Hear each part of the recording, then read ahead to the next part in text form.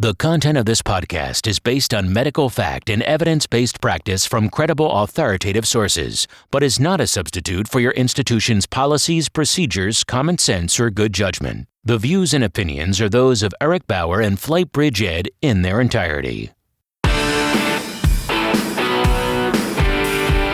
This is the FlightBridgeED Podcast, critical care and emergency medicine education for nurses and paramedics.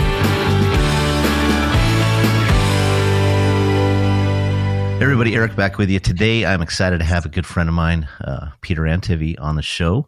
How are you doing, man? Eric, great to be with you always. How are you? I'm good. How's your summer going so far? Summer's going great. I'm up here at my kids' camp playing camp doctor. Nice. And got about 600 kids to look after, and they get hurt. Let's put it that way. Well, I appreciate you taking the time. You know, we've wanted to talk about this for quite some time, and there's definitely a lot of evidence, a lot of great evidence with a focus on pre-hospital hemorrhage control, but really early blood product administration. And I know you really have been leading the way around the country in pushing this, especially in your area. And I think I definitely see that it is making a difference across the United States. So I definitely wanted to talk about how you have went about implementing blood product administration, what you're using at your fire departments, your agencies, and then we'll expand the conversation into resuscitation and airway management. Perfect. Well, first of all, I have to say that, you can't really give me that much credit. I'm like the guy at the outside of the circus who's trying to tell people to come into the tent. Okay. That's me. And I wish I was, I wish I was as smart as those people, but it's funny. I had the opportunity at a conference a few weeks ago to moderate a panel, and I called the panel the OGs of whole blood. And I had on that panel Don Jenkins from Texas, San Antonio area, John Holcomb, obviously now he's in Alabama, but a very highly esteemed surgeon. We had Eric Bank, who's EMS chief, HSD 48, and he had the first civilian blood administration in a ground ambulance. So that was pretty cool. Randy Schaefer, another military person who really was the one who orchestrated the first blood in the air rescue and then into San Antonio. And it was just, and we also had Holly O'Byrne, who's like the newest generation of wicked smart people. She's a lieutenant in Washington, D.C. And I can tell you, they didn't record the session. I wish they would have.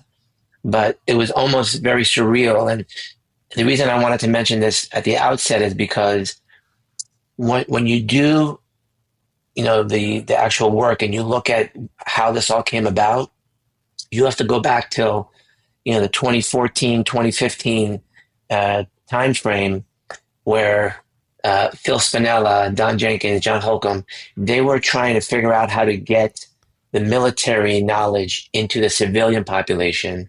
And here we are now, 2025, right, 10 years later, and you still only have about 1% of ALS systems in this country that carry whole blood. So when you look at the translation of the military medicine or even bench research into civilian, into the civilian medicine at scale, it takes a long time. But these folks, the reason that they're pushing so hard is because they've seen it. They've watched our military personnel die in their arms, and they're not taking no for an answer. So just to kind of go back to your question, right around 2018 is when San Antonio Fire, the ground service, was up and running. And then they said, hey, come to San Antonio, we'll teach you how to do it. So of course, I sent my team. They spent 3 days there. And they basically, R&D'd everything, ripped off and duplicated. San Antonio said, open arms, take what you need. And we did. It took from 2019 to July of 2022 until we ended up getting whole blood up and running in Palm Beach County. And that's because of all of the hurdles and all the legal stuff and the red tape and the purchasing and the contracting, etc. Then you have to fight the surgeons who didn't know what we were doing. But make a long story short, Eric, I could tell you that and again, I'm giving all the credit to Chief Charlie Coyle, who really was there at the time leading the charge. And now we have just so many people at Palm Beach County who are really experts at whole blood. And now, since July of 2022, up to today, it's July now, so it's exactly 3 years, we've given around 300 units of blood, which sounds like a lot, but when you look at the other systems, Washington, D.C., Atlanta, I'll point those two out because they came out like guns a-blazing. Why? Because they have a much higher violence rate, number one. And so Holly O'Byrne just put out on the internet from DC that they've given now their 300th unit of blood within about a year, probably a year's time, where it's taken us 3 years to give that same amount. Atlanta, within their first year, had already given 400 units of whole blood. So now as far as just overall big picture, so people are listening can understand that every system that we have seen so far that has rolled out whole blood has these exact same statistics in the same range. And I'll give you the range. That if you are hemorrhaging, whether it's from medical, OB, trauma, and you have not gone into cardiac arrest yet, but you qualify for whole blood, meaning your vital signs are abnormal, whether it be heart rate, whether it be blood pressure, whether it be end-tidal CO2, those are kind of the key ones, shock index. Your chance of survival, 24-hour survival, which, again, for most people probably know this, but if you make it after your trauma to 24 hours alive, you're probably going to live. And that's been shown in the military and so forth. But the 24-hour survival hovers around 90% for all those cases. If you throw in the people who are in cardiac arrest and you roll up on the scene and you say, hey, it's hemorrhage, let's get an IO in, let's use the life flow and squeeze a unit of blood in there, the chances of those people making it back to life are still very grim.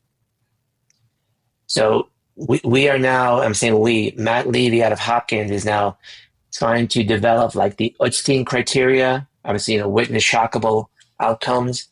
We're trying to develop the Utstein criteria for whole blood in trauma so that you don't just lump in everybody into your whole blood program. You can separate it out. You could say, here are the penetrating traumas who are not in arrest.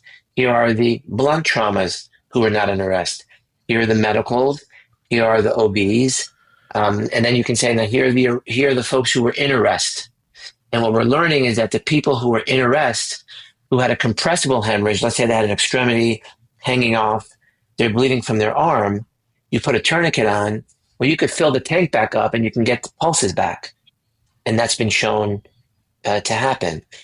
So without subsegmenting the population, you're kind of doing whole blood a disservice. But I will tell you, even if you lump everyone together in the non-arrest category to start and you get a 90% success rate, you're basically doubling survival from what we used to have. Or another way of saying it, you're having mortality. And I'm not so sure what anyone else has implemented recently, but there are not many things that you can implement that'll double survival in trauma. So, and I'm sure that we'll talk about plasma in a little bit, but if an agency is the right agency, they have the right volume of trauma, which they can look back and say, show me the last 24 months, use these criteria, let me figure out which patients could have received whole blood. You get a number. Let's say that number is 30, 40. You can make a case that patient should get whole blood. Well, that's amazing. Can you highlight really quick for the listeners, what are you using as those treatment endpoints? You talked about blood pressure, heart rate, shock index. Yeah, that is a great question, Eric, and I'll tell you why. First, I'll start by saying that many agencies are using their own kind of blend of vital signs. Why I think the vital signs are important is because imagine that you had such soft criteria that everybody got blood. Then what's going to happen is that your numbers your denominator, if you will, of the total number of patients who receive blood will be large, and the total number of patients who receive blood may not be representative of the folks who really did need the blood.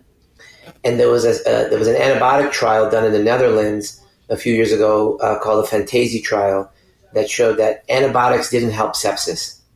But when you looked at the patient population, only 3% of them were in shock. So, of course, antibiotics didn't help patients who didn't need antibiotics. Right? So here we have to be careful of the flip side of that, which is, hey, we gave 1,000 units of blood this year, and 99% of the people lived. Wow, amazing. Yeah, but only like 100 of them needed blood. This is what the surgeons are worried about, because they and this is a real thing. When we see the patient in the field, they're dying, right? They're altered. Some of them are even braiding down. They're about to die. We give the blood. They come back to life. They wake up. They talk to us. They get to the ER, to the trauma bay, with normal vital signs. And the surgeon looks at us and says, why'd you give them blood? And we say, are you kidding me? So it turns out that the blood is turning them around so much that even the surgeons, and now the surgeons are getting upset because now their initial trauma score, right, the ISS, that they get graded on, when they say hospital A sees the most severe trauma in the world because their initial trauma scores are, whatever, massively high. Now we're bringing all these people in that don't have those scores anymore, and it makes it appear that those people are not as sick, and therefore the hospital, again, I'm not sure if it's a reputation or just by the metrics, doesn't look, or maybe payment, and so they're not happy about it, it turns out. So why I mention all this is that you have to have this locked in so that they're appropriate. B, it doesn't create a massive overuse of a very precious resource. And then C, you have to make sure that you document, because you will be second guessed. Maybe not every time, but every other time until they start to understand what we're really seeing. So with that being said, let me get into our criteria, which again, you don't have to use these criteria. We just kind of, we ripped off and duplicated, and then we kind of massaged it and changed things over time. So we have both adult and pediatric criteria for obvious reasons, because we're dealing with vital signs and they're age-based in kids. But for adults, here's what it is. Any patient with evidence or suspicion of a massive hemorrhage, so they have to have that, and one of the following. Either a systolic of less than 70, that alone will do it. The next one is a criteria of it has to be two things, which is a systolic of less than 90 plus a heart rate of greater or equal to 110 beats per minute. That's the combo one. Okay. Then we have a caveat for the elderly, because for anyone who is on beta blockers and or calcium channel blockers, we actually give that consideration that the heart rate could be under 110. So blood pressure less than 90 and a heart rate less than 110 if you're on a beta blocker or a calcium channel blocker. Bullet point number 4 is just EMS captain or flight crew discretion, which is massively important because, as you know, Eric, you've been doing this for a long time and you've flown a lot and you've seen the worst of the worst, is that you will see a patient and you'll know that they're about to die, but the last set of vitals was 3 minutes ago. You're trying to push the button. You can't do a manual, whatever it is. And you're like, this guy's getting whole blood. You have to allow that. If you don't allow that, then, okay.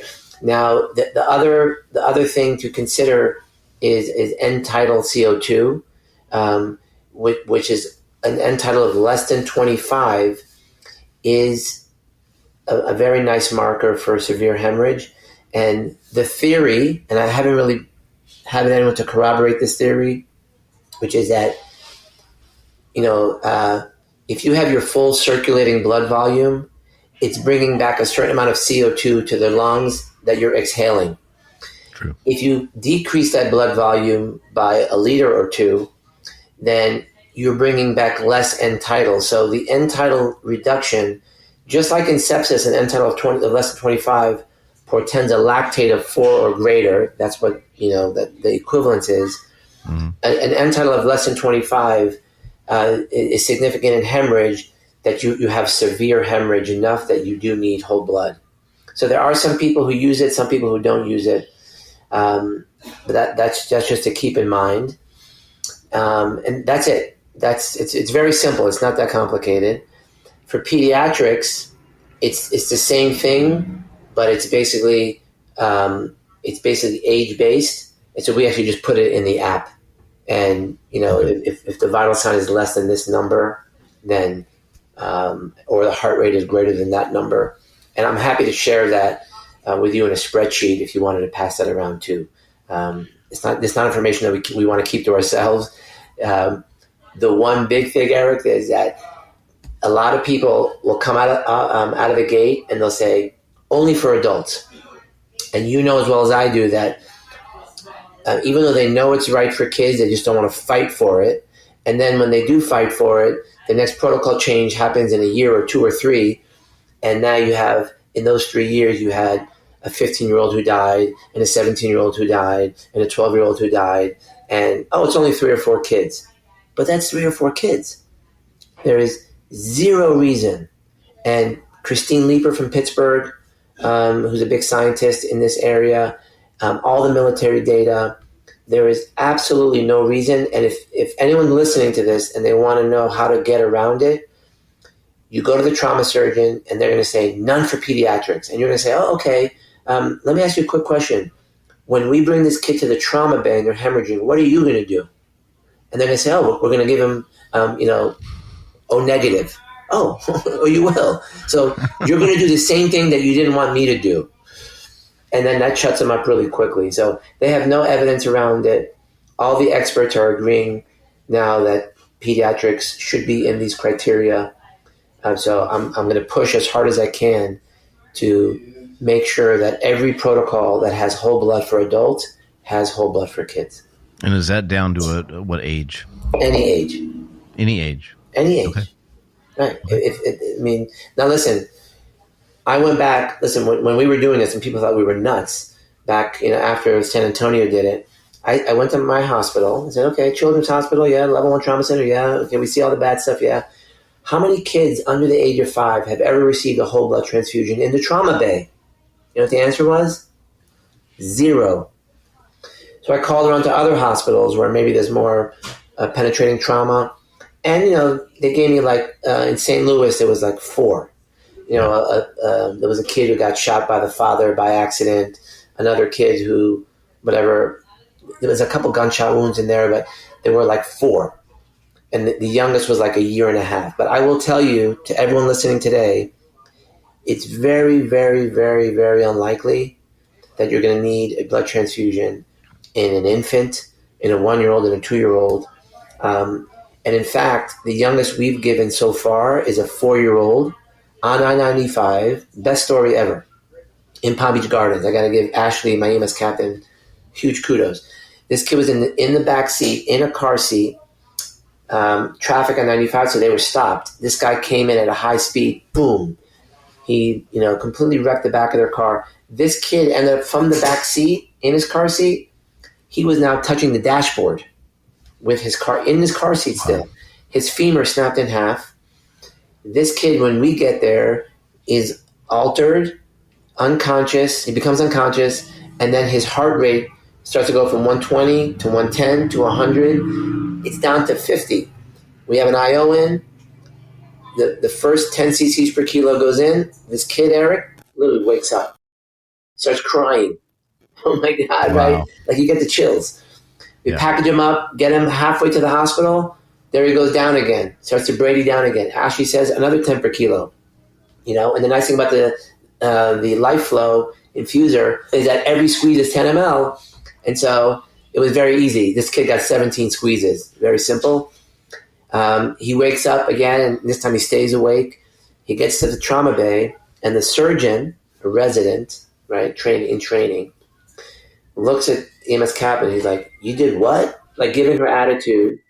So of course I had to intervene, and I told her people, please go educate that guy. They don't know what the hell he's talking about. Anyway, this kid ended up with external fixation, left the hospital a week later, perfectly normal. No head injury, no torso injury, no abdominal injury. All he had was a femur fracture. This kid would have been dead, right? Well, I think that's where we have to remember that, kids have a circulating blood volume of 75 to 80 mils per kilo. And, when you start looking at a 25% loss based on that volume, it's a very small amount. So a small amount of loss causes a huge decompensation. And that's a great testament of the transfusion, how quickly that they respond. Right. And so you said it beautifully, that this is the physiology that's important. Kids are more resilient, but on a percentage level, they're losing a larger percentage. But, most of us in EMS, urban, suburban, for the most part, we're going to get to the scene within 15 minutes. There's a great talk by Dr. Shackelford. Obviously, she was the chair of the JTS. She was in Zermatt, which is a very beautiful place in Switzerland. If you ever have a chance to go, I've never been, still saving up. So she was in Zermatt giving a talk. You got to look it up. It's a YouTube talk. And she outlines the physiology. And this, what you just mentioned, you probably have to shorten it a little bit for kids. But she says there is a magic number for blood transfusion by which, if you get the blood in from the time of the incident, you will save the life. And that number is 35 minutes. It's clear as day. And you look at her data from the military. So here's a nice thing. We in Palm Beach County, really in all of my agencies, we have a 6 to 8 minute, time to arrival on the scene. So usually the blood is going in my systems between minutes 16 and 21. We know that data for a fact. When you look at the data that came out of the refill trial out of the UK, which was the first study that was they don't use whole blood in pre-hospital, the average time to whole blood was 52 minutes. 52 minutes. And then those patients who got like a liter or two of saline before that, made it even worse. So if you're in a system that sees a large volume of trauma, and again, you could do the math, and you can get there within 30, if you can get the blood on within 35 minutes, you could do a calculation by how many lives you can promise your community you will save next year. It's a simple math equation, because you're going to see the same number of trauma patients every year, and you're going to double the survival, and you're going to get a 90% survival from all patients who didn't go into cardiac arrest. If you have the volume, and you have the know-how, and you have the money, and you have the hospital, and you have the surgeons who agree with it, then you ought to do it. If not, I wouldn't do it. Let's put it that way. So obviously we can go a lot of different directions with this podcast. I get a lot of questions on the implementation of a blood program. And, I think most places start out with packed red blood cells. They might then add plasma. I probably see more plasma, packed red blood cell administration. So can you just really quickly talk about that piece? And then oftentimes they segue once the program is up and running, it's proven, getting the whole blood on board, what your thoughts are. Yeah, that's a great question. I will tell you this.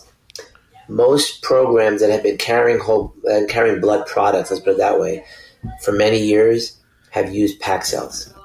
And that was the thing. And why is that? Because someone many years ago, after the Second World War, decided that, and there was a reason for this, but they took the whole blood, which they were using in the military for years. Go back to Vietnam, they gave 200,000 units of whole blood. Someone then decided that we're going to cut this whole blood into its 3 parts: plasma, platelets, and packed red cells. They split it up. They can make triple the money.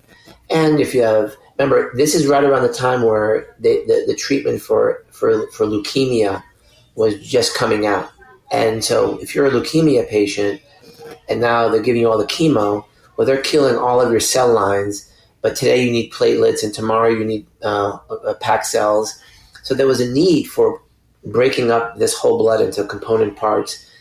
And that made sense. But it never made sense in trauma. So no one ever said, hey, you know what, let's keep the whole blood for trauma and let's keep the component therapy for the medical people who need it.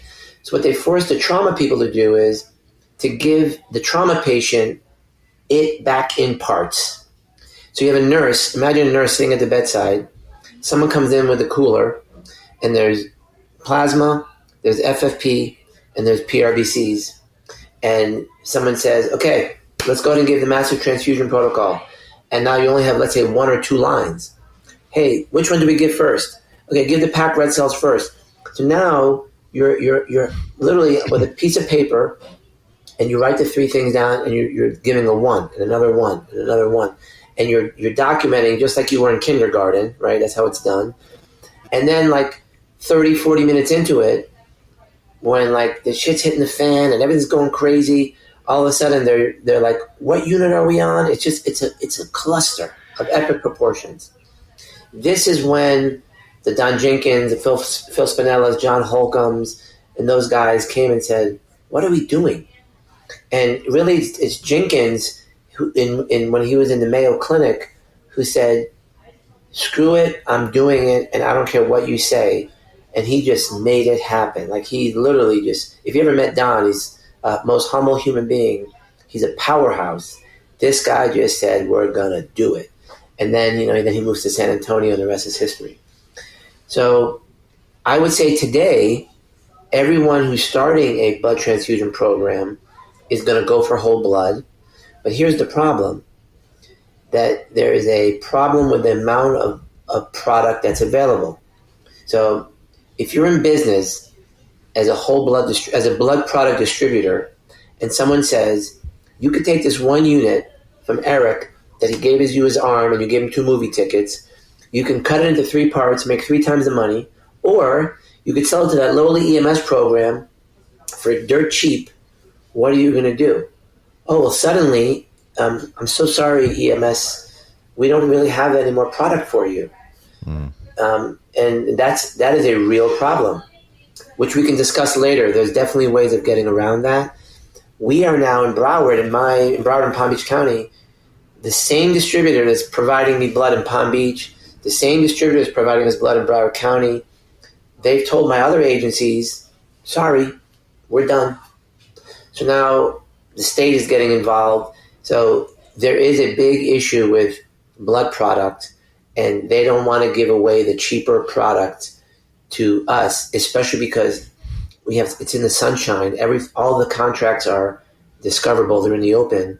They initially didn't want anyone to see the price they were charging us, which was initially $600 a unit. Now they moved up to $650 a unit. And they were charging the hospitals just a ton more money for the same exact product. That is a huge cost. Huge. It is. So now moving on to, there are agencies using PRBCs. So take New Orleans, for example. When they first got their program running, they were told, sorry, all we have is PRBCs. They said, we'll take it. They also didn't have money for a warmer. They said, screw it. We'll just use the LifeFlow. We'll transfuse quickly. Cold pack cells. Their data looks spectacular, let me tell you. So, but when you look at the contents of whole blood versus PRBCs, whole blood has all the proteins. And whole blood has about 8,000 different proteins, clotting factors. It's got the plasma. So whole blood is definitely better. And the unit of whole blood doesn't have a lot of citrate in it. Citrate is put into the whole blood unit to make it not clot, but it also sucks up calcium. So when you give someone whole blood, they're already hypocalcemic from the trauma. Now you're making them more hypocalcemic from the blood transfusion. When you look at a packed red cell unit, it has 4 times the amount of citrate. Now, whole blood has 500 cc's, packed cells has 250. So you have to give 2 units of packed cells to equal 1 volume unit of whole blood. So now you're giving 2 units of packed cells, which is basically 16 times the amount of whole blood citrate. So if you're going to give packed red cells, you really need to focus in on how much calcium to give. So in New Orleans, they do a 2, 2, and 2. 2 units of packed cells, 2 grams of TXA, and then 2 grams of calcium. Are they using chloride or gluconate? So that's the problem. That's a good question. They're using chloride, but there is a risk of extravasation, as you know. So there are some people now, including Dr. Jenkins and Dr. Holcomb, who are saying, if you're only giving 1 unit, you probably don't need calcium. We decided to do the following. You do get a gram of calcium chloride after 1 unit in Palm Beach County, but we dump the Bristajet, the 10 mLs or the 1 gram, into 100 bag of saline, and we just run it wide open over 2 minutes. And that kind of helps us prevent someone squirting it into a vein and then ending up causing significant extravasation injury, that type of thing. So that's the difference between whole blood and packed red cells. Definitely whole blood wins that one. And then there's plasma, which maybe we'll save to talk about the plasma, because that's definitely valuable. It doesn't have platelets in it. It doesn't have packed red cells in it, but it does have all of the clotting factors, which does have significant benefit. And there's a new type of plasma coming out on the market, which we can talk about next year, which is really going to change the game for everybody if the price is right. So I'll stop there. Okay. Yeah. So let's talk about the plasma later, or maybe we can do a part 2. I want to really focus on where you've seen this from an application standpoint. We've really seen a big focus in the industry. I know we have really tried to champion this over the last 5 or 6 years, the whole resuscitative sequence intubation mindset, right? Not thinking about rapid sequence, but resuscitative sequence. And then I've come up with the acronym factors for that post-intubation period, where we're seeing a lot of post-intubation hypotension and hypoxia, right? And why is that happening? And there's definitely, if you're listening and you haven't listened to that podcast, go back and listen to that podcast. But I know that there's some good data out there on that resuscitation phase. And so I want to talk about your experience with giving whole blood or blood products in general. When you have somebody that maybe is in extremis, they're declining, blood pressures are low, right? We're in a resuscitation phase, and you determine, hey, this patient probably would benefit from advanced airway management. Yeah, this is so important, Eric, and I'm so glad you're bringing it up. And I just pause by saying that I was in ATLS. I was doing my ATLS refresher the other day, and they still haven't gone to the new ATLS, which I guess is being released any day now, supposedly. And I'm sitting in there, and the surgeon at the front of the room is saying stuff like, remember, you take the airway. It's always the airway first. And I raised my hand. I'm like, isn't it X, A, B, C, D, E now? He's like, yeah, but that PowerPoint's not out yet. so he knew the answer. He knows, but he's forced to teach what this darn class is teaching us. So here's I'll start with the data, and then I'll work backwards. And again, I got to give a lot of credit to Dr. Meg Marino, Tom Dransfield out in Colorado, out in New Orleans as well. Juan Duchesne, who was he's not in New Orleans anymore, but he was a surgeon there, and they actually put a paper out that was very important. I have the data here in front of me, so I can say it the right way here. But this was a paper that was, when was it published? 2024. And it's called Faster Refill in an Urban EMS System Saves Lives. And they looked at usual care, which is a patient in New Orleans on Bourbon Street. They get stabbed. They get rushed to the hospital, which is only 8-9 minutes away. And then they get into the trauma bay and they get blood. That's usual care group. They had 149 patients in that group. And then they had the other patients in the Advanced Resuscitative Care Bundle, ARC, A-R-C. Those are the patients who got blood in EMS on scene. 61 of those patients. Now, it turns out, if you compare the two groups, the shock index was much worse in the pre-hospital transfusion group. So they were a sicker bunch, right? So you know, already the scales are tilted towards the trauma, like giving blood in the trauma bay. The shock index in the emergency department, in the pre-hospital transfusion group, in the ARC group, was lower than in the usual care group. So already the shock index was near normal. And for those people who know, the shock index, you just take your heart rate,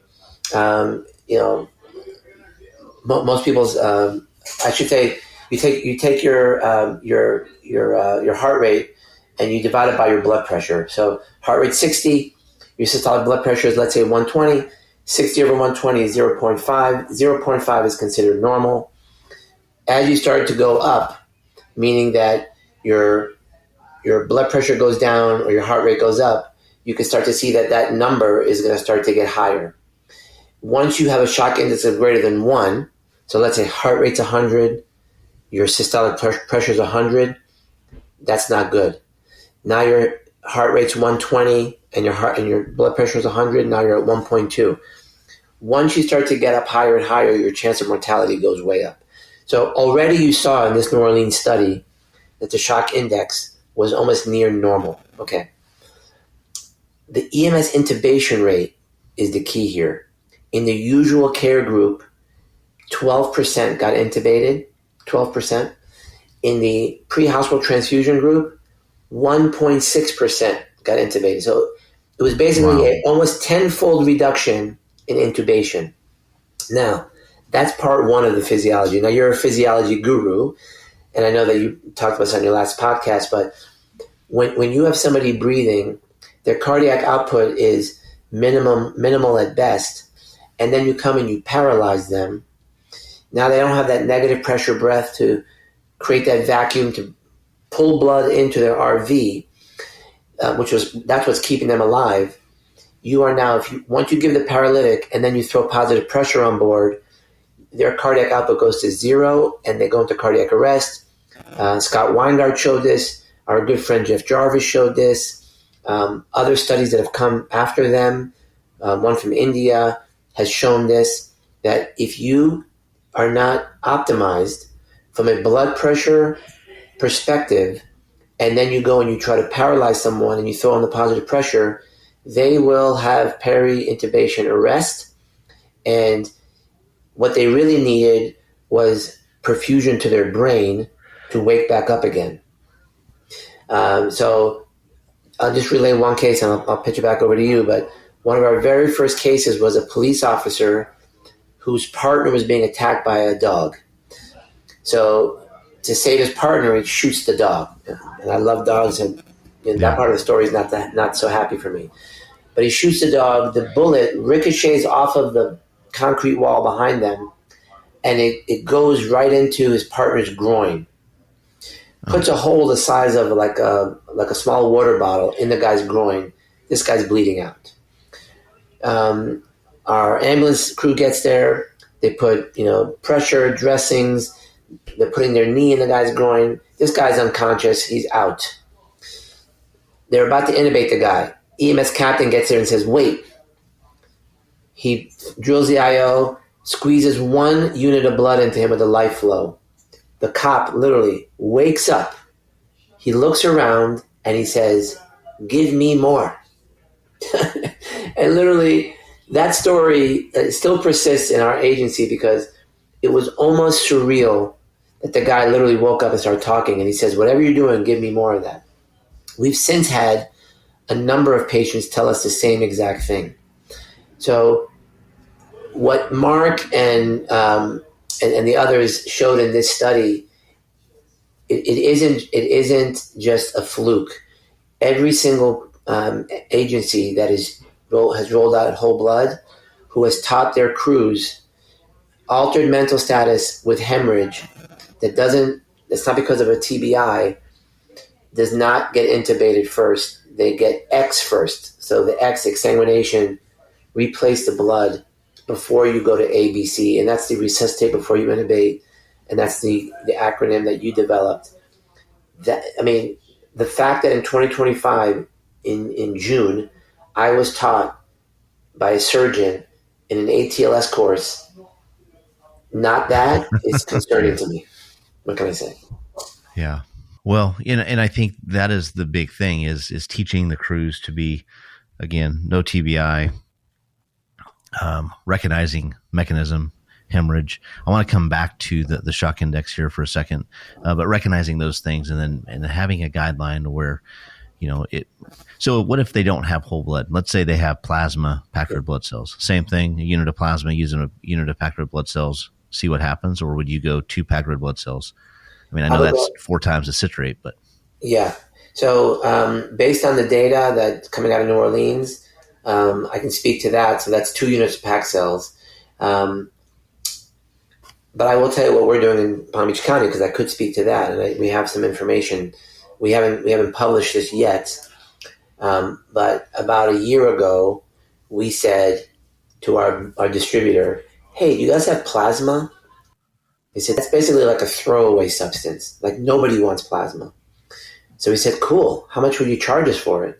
They said $60. We're like, "We're taking it," because in Palm Beach County we have 10 battalions, and 7 of them have whole blood, and we're like, you know what? At least we'll backfill those with plasma, and we did.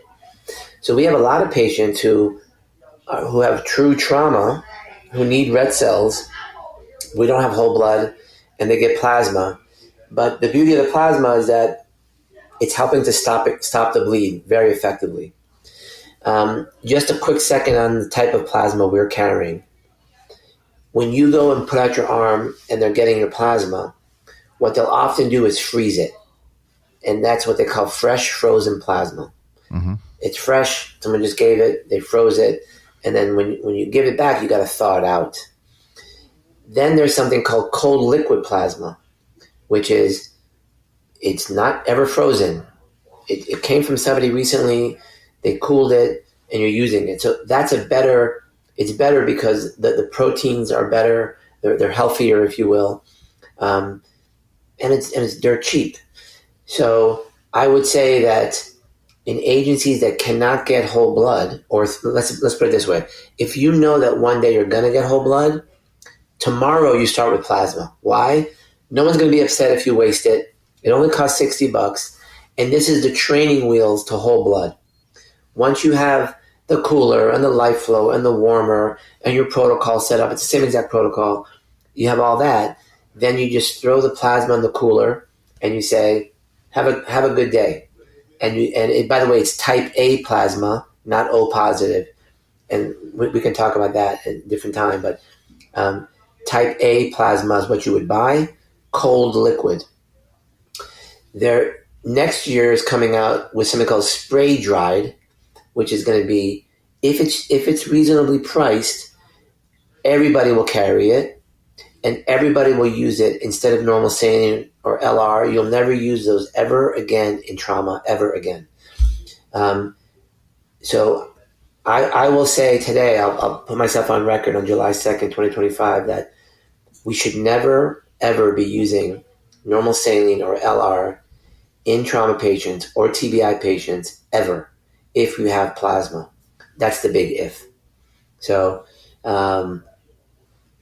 just imagine how much a bag of saline costs, and then you're going to be replacing it with a $60 bag of plasma or a X number of hundreds of dollars of spray dried plasma. There's going to be a cost, and it's going to be cost prohibitive to some people. But you could do a math equation by looking at your last 12 months, looking at how many patients could have used it, and then go to your fire chief and say, I predict I'm going to need 100 bags of plasma at $60 a pop. I need $6,000 in the budget because I want to use this plasma instead of a saline. So precious resource, costs money, but as we move on, our children and our children's children will have laughed that we even carried normal saline and LR, and we even dared to give it to a trauma patient. So in the order, to answer your question, whole blood, 2 packed units of red cells, plasma is the order that I would say is like the hierarchy, if you will, of blood products. Okay. Yeah. And obviously the PROMIT trial showed promise with plasma. I guess the other big thing is we could talk about this for hours, is how do you, I think a lot of this stuff from an implementation standpoint comes down to forward thinking medical direction, like yourself, forward thinking and administration, right? If you don't have those two ingredients, even a forward-thinking medical director with administration that is not forward-thinking, you're going to hit roadblocks. So, I think that's also the big thing is we have to continue to change with the times. We have to continue to learn from our peers. We have to share results. We have to share, these programs that you've already rebuilt. I love that you were able to take everything from San Antonio, it, bring it into your system, apply it, put it into real time. At NAEMSP and all the colleagues you work with, you guys are communicating, you're always sharing information. And I think that's how we can really make a positive change. And I often hear that from different people is, well, hey, we've always done it this way. There's no reason to change this.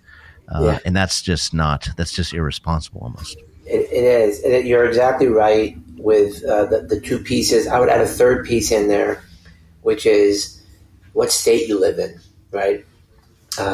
Unfortunately, some people live in states where their hands are tied. I get calls all the time, and they're like, we can't do it because the state doesn't want to do it. My medical director does want to do it. My fire chief wants to do it, but the state is locking me down. And if you don't have, there's a guy named Scott Branney in Colorado. This guy is a military guy, great guy. He's at the state level. He is making it happen statewide. So it is a statewide issue. He's just going to make it happen statewide. Then you have other states there's a big vacuum up at the state, and no one up at the state has ever been in the back of an ambulance in the last 10 years, and they just don't want to touch that spot. Then there's a fourth variable, which is very interesting to me, which is a group of individuals out there who, for some reason, are putting like a stick in the wheel of whole blood, even though they have no data to prove it.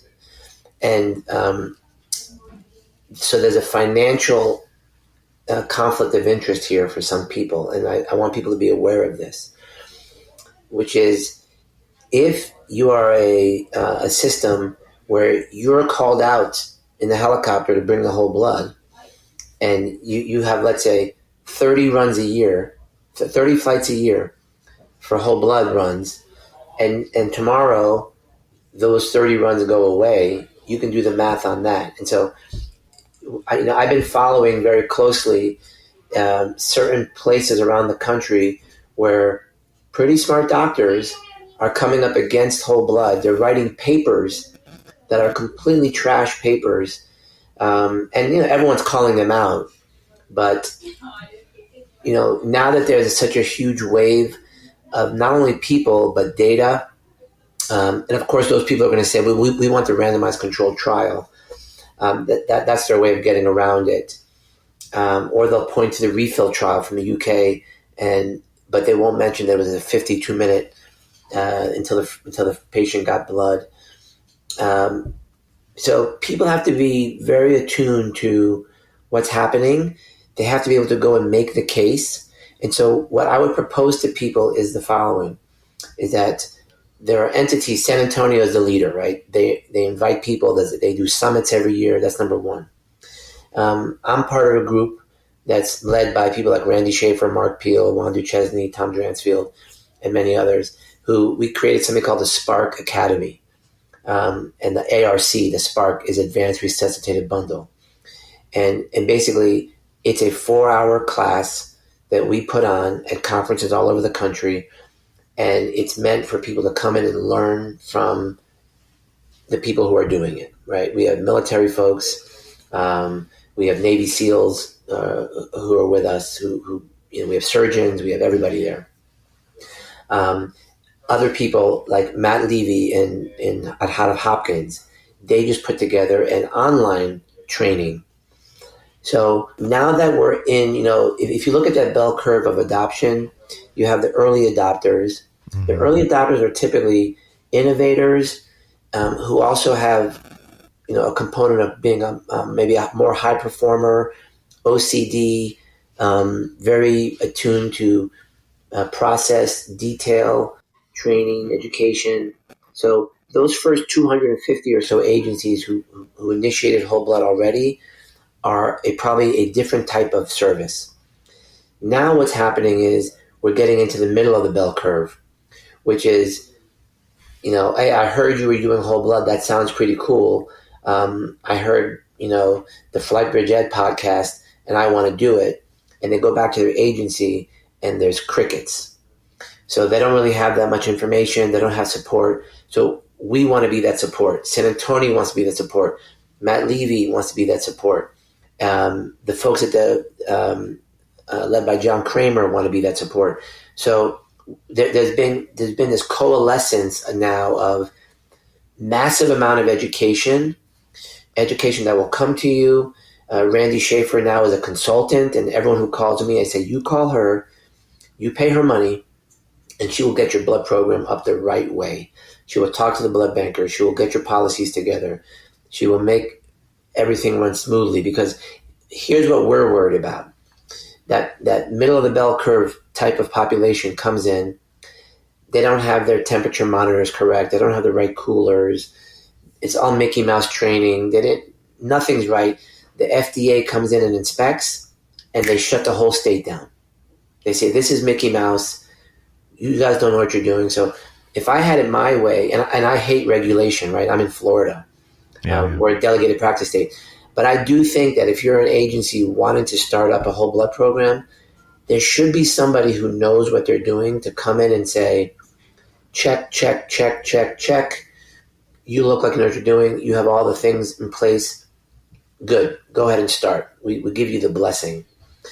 There is value to that, because the blood bankers don't like or didn't like EMS, and now they're starting to kind of understand us, and we're understanding them. But because we're so kind of cowboyish appearing, one mistake, one extra death, one transfusion reaction that wasn't treated correctly, and they're going to come in and say, you're done. And they're going to ruin it for the rest of us. So just that's an overview of where we've been, where we're going, and that there's resources out there for people listening here today that don't cost money. They just need a network and a phone call to say, hey, Pete, can you help me out? And I have a whole folder, PowerPoints, numbers I give people and say, you call those people and they'll help you out. Amazing stuff. Well, we will definitely put your email in the show notes and your contact information. As always, I know you're very accessible and you always are responsive to people, so it's always appreciated. Well, do you have anything else to hit on before we wrap it up? Give you your day back. Yeah. One more thing, so this I'm super excited about is, and this I have to give. And so, listen, I want to tell the people out there who are. I think we have to grow many more EMS leaders. So if you're a lieutenant, an FTO, an EMS chief, an EMS captain, a battalion chief, someone in EMS who is like a rising leader, the magic happens when you network. So I'm going to brag upon Chief Charlie Coyle, who is just an amazing human being. Was my EMS chief. Now he's moving up the ranks, so he's now not the EMS chief anymore. But I brought him to NAMSP, to the national conferences. Now he's on the speaking circuit, and John Holcomb and him were having a tequila at a bar one night with a bunch of people. So Charlie Coyle is sitting next to John Holcomb, and Holcomb says, "Charlie, you guys have done an amazing job with your whole blood program. I got an idea for you." Charlie says, "What?" He says, there's data, a decade worth of data showing that plasma will fix the leak in the brain from a TBI, whereas saline will just leak out into the to the tissue of the brain and cause edema. The plasma seals the hole and has significant improvement in animals and some very small human studies. And Holcomb says to Charlie, "Are you interested in doing that study?" And literally, they're 2 margaritas in. John's writing down on a napkin, and he says, "Yeah, we'll do it." 2 months goes by. Remember, we already had plasma on our trucks. Charlie writes the protocol. Holcomb gets on. He does a whole webinar for us and the team, which I posted on YouTube. We wrote the protocol. We trained up everybody. We implemented it like 4 months ago. Let me tell you, the number of old people who fall, who have a GCS less than 12, and that's our inclusion criteria, is enormous. We already have like 40 some odd cases. And the funny part is that one of Holcomb's colleagues in Chicago has been working for 3 years to get a randomized controlled trial done on plasma for TBI in the hospital. Holcomb, so I get the guy on a Zoom. I said, hey, Dr. Alam, John Holcomb sent me to you. Guy got on a Zoom with me. He saw I was wearing my EMS, my polo. He starts, saying, who's this clown? Yeah. And I said, sir, is it true that you're doing an RCT? He's like, yes, I've worked 3 years with the FDA. They still haven't approved the study. And he says, tell me about yourself. And I said, well, I'm a lowly medical director here in South Florida. And I said, in about a month from now, we're starting plasma for TBI in EMS. And the guy's like, you heard the record stop. He said, wait a minute, you're actually starting? He said, how are you doing that? I said, well, it's Florida. And I spoke to John Holcomb, and he told me to call you. And the guy's like, you don't understand. I've been forbidden for doing this for 3 years, and here you are starting in a month from now. So we have 40-some cases. He still hasn't started the study yet. And it's going to take him 3 years to conclude the study. And if you ask Holcomb will tell you that plasma in his study is going to happen way too late. It's happening already in the trauma bay. So here we are in this very weird place in time where EMS, once plasma becomes normal in EMS, when that spray dried stuff gets out there and everyone's going to be using it for TBI and other things, can you imagine this guy's study is not going to be out for 3 years. We're going to have thousands and thousands of patients getting plasma for TBI, and that study may come out and say it doesn't work, just like the refill trial came out. So for people who are listening, EMS data and EMS medicine is very, very, very different than hospital medicine. I keep pushing the NAMSP to move away from AHA guidelines. We need to make our own set of guidelines. We're a different specialty. We are board certified in this specialty. We have EMS leaders who are amazingly wicked smart, who need to rise to the occasion, who need to come to the NAMSP conference, who need to make their names known, who need to get involved with research, who need to stop listening to what the hospitals are telling us and own it. Own it. We treat trauma. We treat cardiac arrest. We treat stroke. We treat pediatrics better than anybody else. And if you're going to come into this profession, you better own it. And you better, fight like hell, like Don Jenkins fights, like Holcomb fights, like Phil Spinella fights. Fight like hell just to get that one extra life in your community next year. That's what you're here for. That's what you serve the community for. It's not for a paycheck. And, EMS is getting to the level now where they're finally understanding the value of EMS. And it takes people like you, Eric, with all you're doing. And I'm going to keep fighting to let the hospital folks know that EMS is where lives are saved and not in your shiny hospital room with air conditioning and a blood cooler that gets to the patient way too late. Thanks for coming to my TED Talk there. Sorry for the little rant there, but I had to say that. Amazing stuff. Well, again, amazing stuff. Love it. If you have any questions, please reach out to him. I will put his contact information in the show notes, and we hope you have a great summer and enjoy the 600 kids. And I'm going to see you in Canada soon, right? Yeah. A couple months. It'll be here. Oh, man. I can't wait. So excited. Thanks for everything you do. Thanks for your leadership.